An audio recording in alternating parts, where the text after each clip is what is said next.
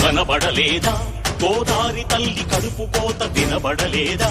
గోదారి నీళ్ల రక్త ఘోష కనబడలేదా గోదారి తల్లి కడుపు కోత వినబడలేదా గోదారి నీళ్ల రక్త ఘోష గుండె నిండా పాలున్న బిడ్డల కందించలేని తల్లి బతుకు దేనికని వీళ్ళు నింపె నీళ్లున్న సముద్రాన పడిపోయే శాపం తనకెందుకని